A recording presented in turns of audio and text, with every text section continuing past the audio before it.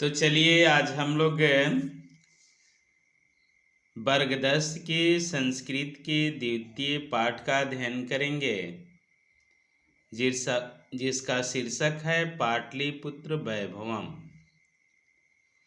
दिया हुआ है बिहार राज्यस्य राजधानी नगरम पाटलिपुत्रम सर्वेषु कालेषु महत्वम अधारयत्।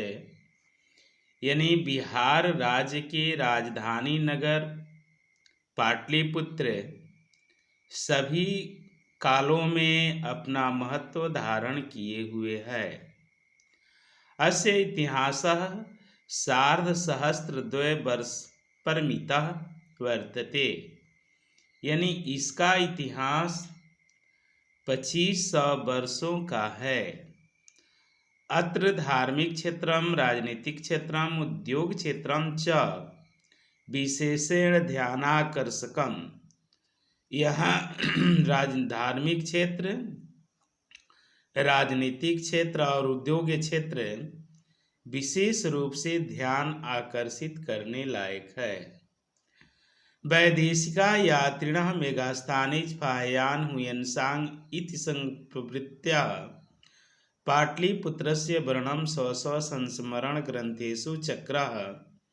यानी विदेशी यात्री मेघास्थनीज फाह्यान हुयेन्सांग इति संग इत्यादि पाटलिपुत्र का वर्णन अपने अपने संस्मरण ग्रंथों में किया है। पाठे अस्मिन् पाटलिपुत्र वैभवस्य सामान्य परिचयो वर्तते। यानी इस पाठ में पाटलिपुत्र वैभव का सामान्य परिचय है।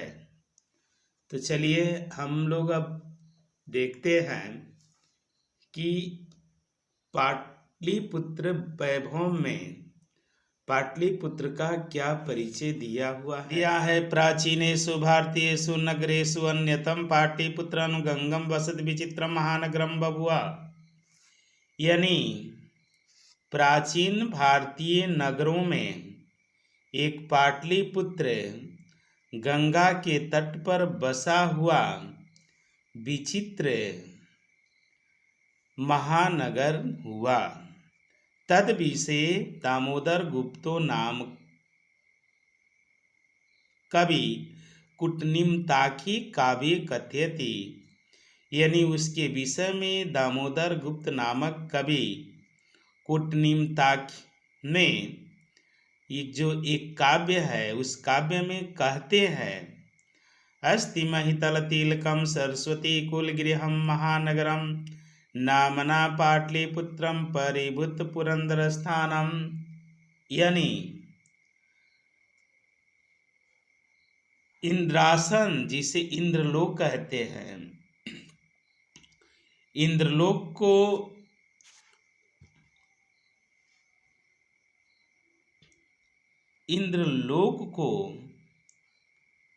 तिरस्कृत करने वाला परिभूत पुरंदर स्थानम, इंद्रलोक को तिरस्कृत करने वाला महितल तिलकम यानी पृथ्वी का तिलक, सरस्वती कुल गृहम और सरस्वती का मूल निवास, पाटलिपुत्र नाम का एक महानगर है।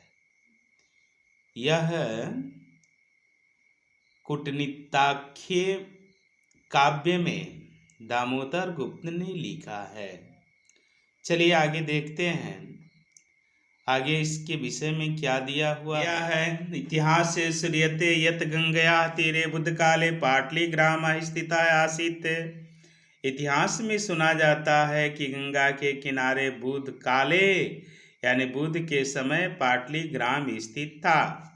यत्र च भगवान बुद्ध बहुकृत्वा समागतः, जहाँ भगवान बुद्ध बहुत बार आए, तेन कथितम आसीत यद ग्रामोयम महानगरम भविष्यति। उन्होंने ये कहा कि यह गांव महानगर होगा, किंतु कलहस्य अग्निदाहस्य जलपुरस्य च भयात् सर्वदा क्रांतम भविष्यति। लेकिन कलह के कारण अग्निदाहस्य अग्निदाह के कारण तथा जलपुरस्य बाढ़ के कारण इनके भय से हमेशा आक्रांत होगा। कालांतरेण पाटलिपुत्रः एवं पाटलिपुत्रम इति कथितः। समय बीतने पर पाटलिग्राम ही पाटलिपुत्र कहा गया। चंद्रगुप्त मौर्यस्य काले अस्य नगरस्य शोभा रक्षा व्यवस्था च अत्यंत उत्कृष्टादिति यूनान राजदूतः मेगास्तानिजा स्वसंस्मरणेषु निरूपयति। यानी चंद्रगुप्त मौर्य के समय अस्य नगरस्य शोभा यानी इस नगर की शोभा रक्षा व्यवस्था च और रक्षा व्यवस्था अत्यंत उत्कृष्ट था। यूनान के राजदूत मेगास्थनीज अपने संस्मरण में निरूपित किया है। अस्य नगरस्य वैभवं प्रियदर्शिनः शोकस्य समय सूत्रां समृद्धम्। इस नगर का वैभव प्रियदर्शी अशोक के समय अत्यंत उत्कृष्ट था। बहुकालं पाटलिपुत्रस्य प्राचीना सरस्वती परंपरा परावर्तती राजशेखरस्य स्वकाव्यमीमांसा नामके कवि शिक्षा प्रमुखे ग्रंथे साधनम स्मरति। यानी बहुत समय तक पाटलिपुत्र का प्राचीन सरस्वती परंपरा बना रहा। ऐसा राजशेखर अपने काव्य मीमांसा नामक कवि शिक्षा प्रमुख ग्रंथ में सादर स्मरति यानी स्मरण किया है। वर्ष उपवर्ष ही पाणनी पिंगल वाढ़ी व्याढ़ी बर रुचि पतंजलि इति परीक्षिता ख्यातुम जगमुह। यानी यहाँ वर्ष उपवर्ष पाणिनि पिंगल व्याढ़ी बररुचि पतंजलि आदि परीक्षिता यानी परीक्षा पास करके शिक्षा प्राप्त करके ख्यातिम जगमुह यानी प्रसिद्धि प्राप्त किए। आगे दिया है कतिपयेषु प्राचीन संस्कृत ग्रंथेषु पुराणादिषु पाटलिपुत्रस्य नामांतरं पुष्पपुरं कुसुमपुरं वा प्राप्यते। कुछ प्राचीन संस्कृत ग्रंथों में पुराणों में पाटलिपुत्र का दूसरा नाम पुष्पपुर या कुसुमपुर प्राप्त होता है। अनेन ज्ञायते यत् नगरस्य समीपे पुष्पाणां बहुल उत्पादनं भवति स्म।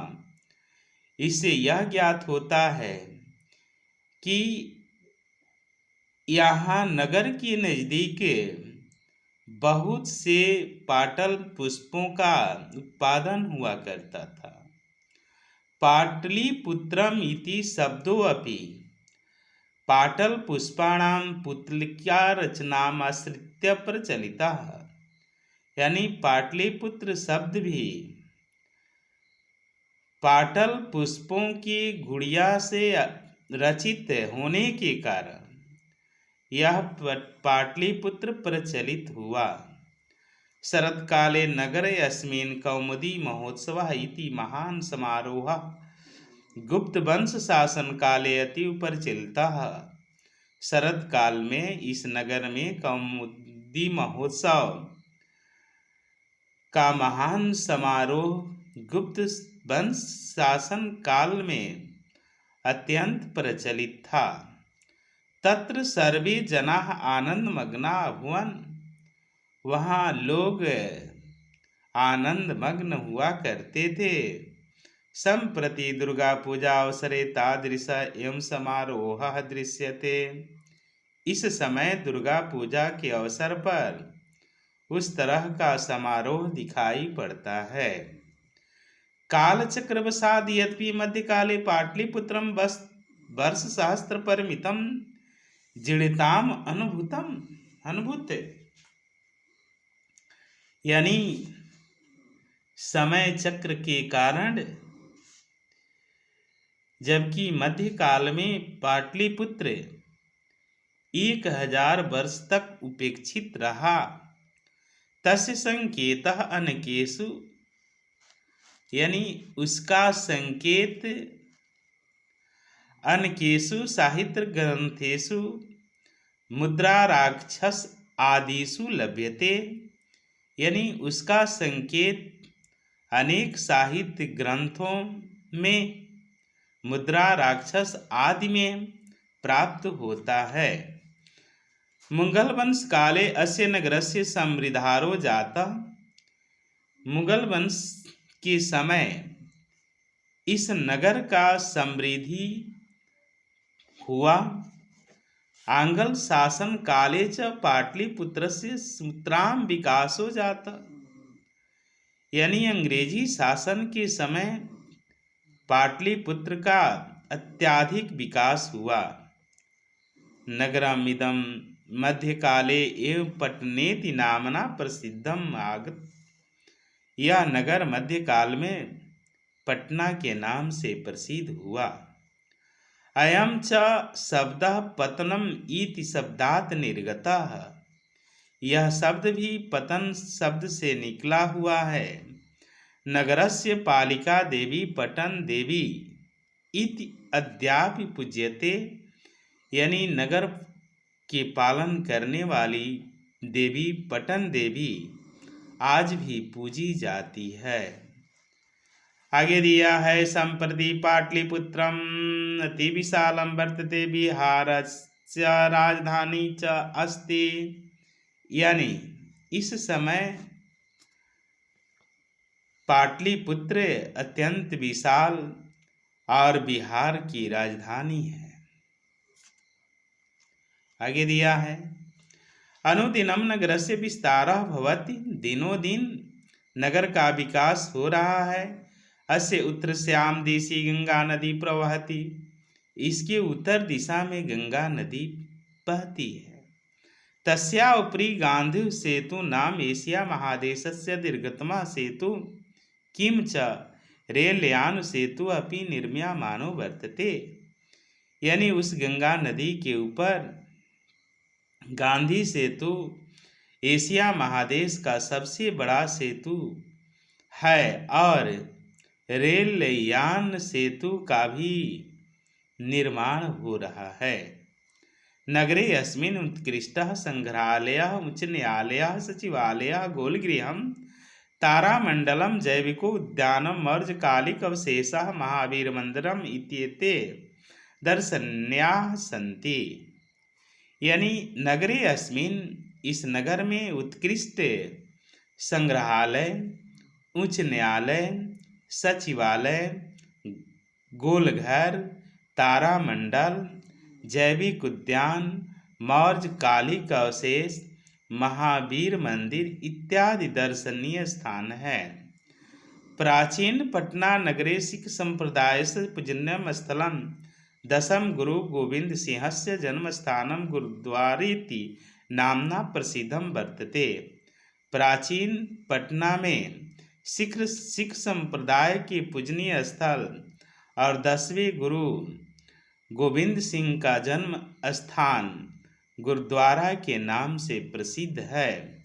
तत्र देशस्य तीर्थयात्रिणः दर्शनार्थम आयान्ति, वहाँ देश से तीर्थयात्री दर्शन करने के लिए आया करते हैं। चलिए देखते हैं आगे दिया हुआ है यम पाटलिपुत्रम प्राचीन काला तद्यावधि विभिन्नेषु चित्रेषु वैभवं धारयति सर्व च संकलित रूपेण संग्रहालये दर्शनीयमिति, यानी इस प्रकार पाटलिपुत्र प्राचीन काल से आज भी विभिन्न क्षेत्रों में अपना वैभव धारण किया हुआ है। सर्वच संकलित रूपेण संग्रहालय दर्शनीय नीति। यह सभी संकलित रूप यानी एकत्रित रूप से संग्रहालय में दिखाई पड़ता है।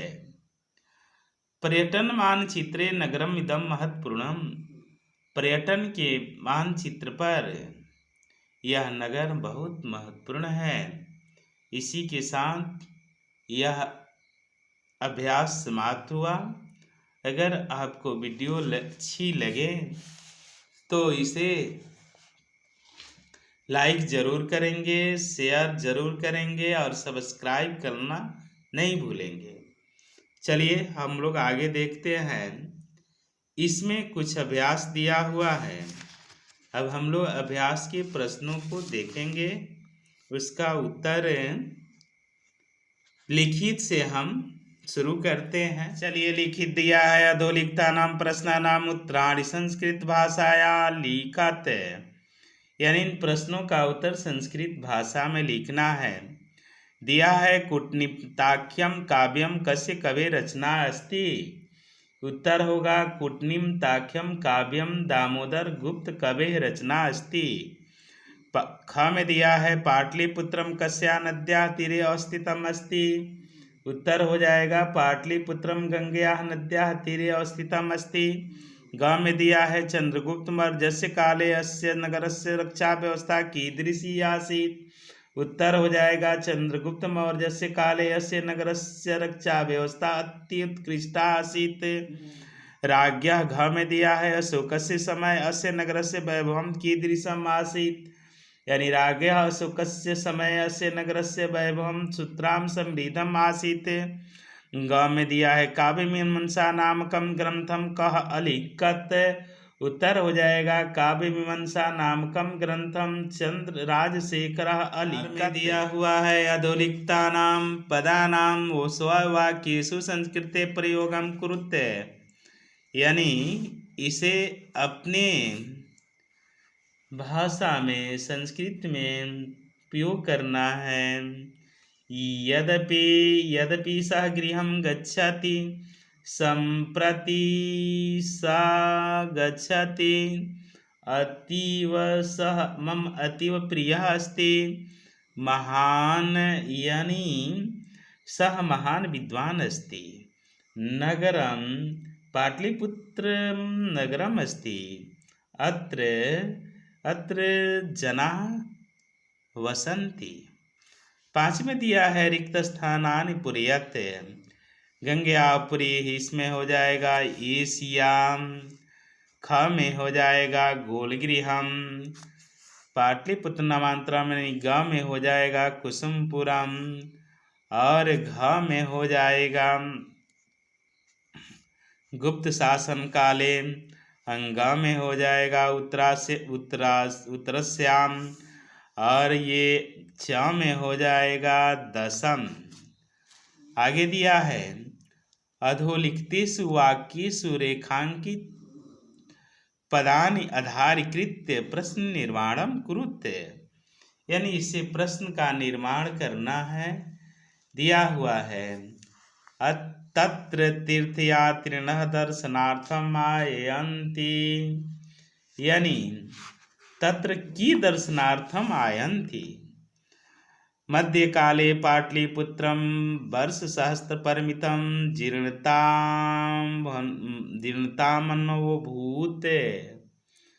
यानी कस्मिन् काले पाटलिपुत्र वर्षसहस्रपरिमितं जीर्णतामनुभूत्। मुगल काले पाटलिपुत्रस्य समृद्धो जातः। मुगल काले कस्य समृद्धो जातः। तत्र सर्वे जना आनंदमग्ना अभुवन। यानी तत्र के आनंदमग्ना अभुवन। तत्र भगवान बुद्धः बहुत कृत्वः समागतः। यानी ते तत्र कः बहुकृतः समागतः। नगरस्य शोभा शुकस्य समय सूत्रां समृद्धम्। नगरस्य शोभा कस्य समय सूत्रां समृद्धम्। आगे 7 में दिया हुआ है कि रेखांकित प्रयुक्ता पदेषु प्रयुक्तां विभक्ति लिखत। काले काले यानी इसमें जो है काले काले में सप्तमी विभक्ति है। आगे दिया है तस्य षष्ठी है। चलिए आगे देखते हैं आगे क्या दिया हुआ है। अगला दिया है नगरम, यानी नगरम में नगरम ईदिपट नेति नामना प्रसिद्धम गात, यानी इसमें जो है नगरम प्रथमा एक वचन है। आगे दिया है कौमुदी महोत्सव, यह प्रथमा एक वचन में है। दुर्गा पूजा अवसरे, यानी यह जो है सप्तमी एक वचन में है। अब ये कह रहा है कि स्तंभ द्वे लिखता नाम शब्दा नाम मेलनम कुरुत, इसे मिलान करना है। दिया है मही, मही यानी पृथ्वी। सुत्राम, सुत्राम का मतलब अधिकतम। पुरंदरः, पुरंदरः का मतलब इंद्र। अन्यतम यानी एकतम। उत्कृष्टा, प्रकृष्टा। आगतः, आगच्छत। इसी के साथ यह प्रश्नोत्तर समाप्त हुआ। अगर वीडियो अच्छी लगे तो इसे लाइक ज़रूर करेंगे, सब्सक्राइब ज़रूर करेंगे, और किसी तरह का अगर कमेंट हो तो कमेंट लिखना भी आप शुरू करेंगे। चलिए तब तक के लिए हम आपसे विदा लेते हैं। पुनः मिलेंगे अगले वीडियो में अगले चैप्टर के साथ।